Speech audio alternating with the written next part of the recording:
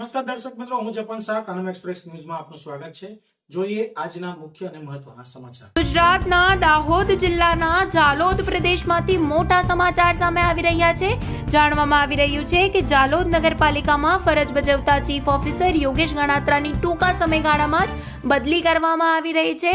તેમની બદલી અંગેની સરકારી પરિપત્ર તારીખ 4/2/2026 રોજ જાહેર કરવામાં આવ્યો છે. ઉલ્લેખનીય છે કે યોગેશ ગણાત્રાની તારીખ 3/9/2025 રોજ જ જાલોદ નગરપાલિકામાં બદલી આપવામાં આવી હતી અને તેમણે તારીખ 6/9/2025 રોજ સત્તાવાર રીતે ફરજ સંભાળી હતી. આશરે 5 જ મહિનાના ટૂંકા કાર્યકાળ બાદ તેમની બદલી ફરી કરવામાં આવી રહી છે.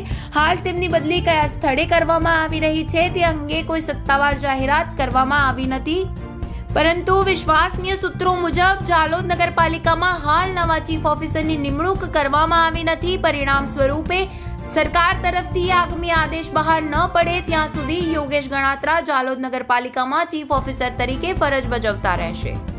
આ સાથે જ સૂત્રો પાસેથી એ પણ માહિતી મળેલ છે કે યોગેશ ગણાત્રાએ પોતાના નાદુરસ્ત તબિયતને ધ્યાનમાં રાખીને બદલી માટે પોતે જ અરજી કરી હતી.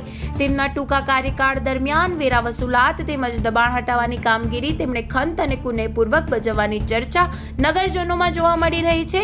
આ પરિસ્થિતિમાં હવે જાલોદ નગરપાલિકામાં આગામી ચીફ ઓફિસરની નિમણૂક કોણ થશે તે અંગે નગરજનો આતુરતાપૂર્વક રાહ જોઈ રહ્યા છે. આ હતી દાહોદ જિલ્લાના જાલોદ તાલુકામાંથી પંકજ પંડિતની ખબર.